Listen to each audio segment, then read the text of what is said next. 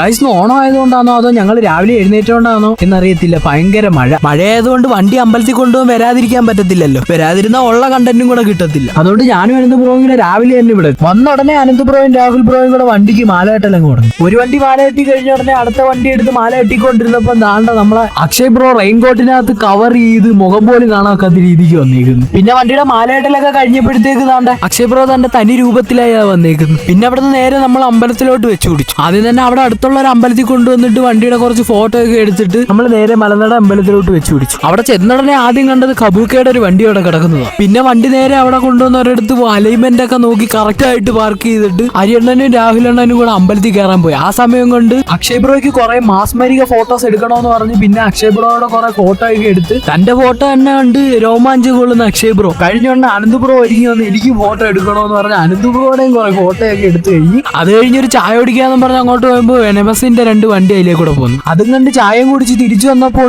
അവിടെ കയറ് കെട്ടി വെച്ചേക്കുന്നു. വണ്ടി ഇറക്കാൻ പറ്റുന്നില്ല. പിന്നൊന്നും നോക്കിയില്ല, വണ്ടി ഇറക്കാൻ പറ്റിയൊരു സ്ഥലം നോക്കി ഞാനും അനന്ത് ബ്രോയും കൂടെ പോയി കയറ് അപ്പുറം ഇപ്പുറം ചവിട്ടി പിടിച്ച് വണ്ടി അങ്ങ് ഇറക്കി. അതിന്റെ ഇടയ്ക്ക് കൂടെ ഒരു കാറുകാരൻ എന്താണ്ട് കയറ്റിക്കൊണ്ടുവന്നു. കഴിഞ്ഞ് നോക്കിയപ്പോൾ അക്ഷയ് ബ്രോ താണ്ട് അവിടെ ഇന്ന് നൈസായിട്ട് കഥവിന്റെ അടുത്ത് ഇന്ന് വായി നോക്കുന്നു സ്റ്റൈലൊക്കെ ആയിട്ട്. പിന്നെ വണ്ടിയൊക്കെ കൊണ്ടുവന്ന് പാർക്ക് ചെയ്തിട്ട് നമ്മളെല്ലാരും കൂടെ വീട്ടിൽ പോയിരുന്നു.